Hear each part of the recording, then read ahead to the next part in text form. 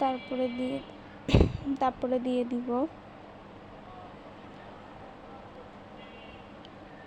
এলাচি, লং, দারচিনি, তারপর দিয়ে দিব জিরার গুঁড়ো, টমেটো কেচাপ, লবণ, তারপর দিয়ে দিব কাঁচামরিচ হালকা পরিমাণ ঝালের জন্য, তারপর দিয়ে দিব সিক্রেট মশলা, তারপর দিয়ে দিব অল্প পরিমাণের চিনি, যাতে একটু মিষ্টি মিষ্টি ফ্লেভার আসে, এটা বাচ্চা খাবে তো তাই। তারপর আমরা ভালোভাবে নাড়াচাড়া করে নেব যাতে সব মশলা একসাথে মিশে যায়।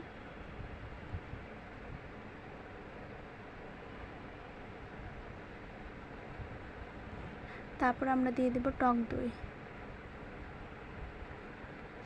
দই পরিমাণ মতো দিয়ে দিব। তারপর আমরা আবার ভালোভাবে নাড়াচাড়া করে নেব যাতে টক দইটা পুরো মশলার সাথে ভালোভাবে মিশে যায়।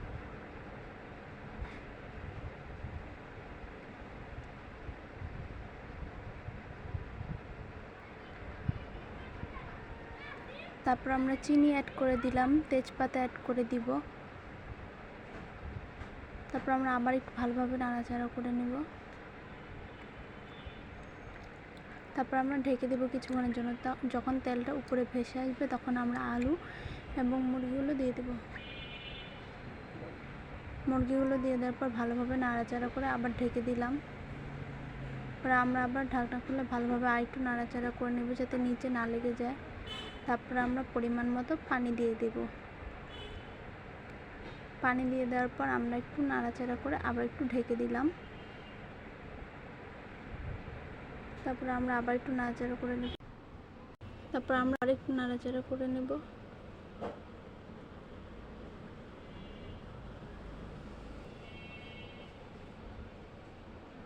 ভালোভাবে নাড়াচাড়া করে ঢেকে দেব।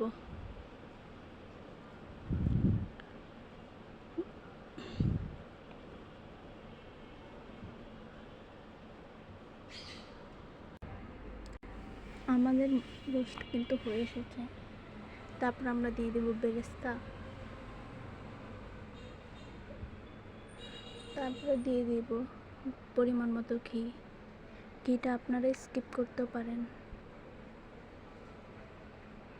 তারপর আমরা এটাকে আবার কিছুক্ষণের জন্য ঢেকে দেব বলক আসার জন্য।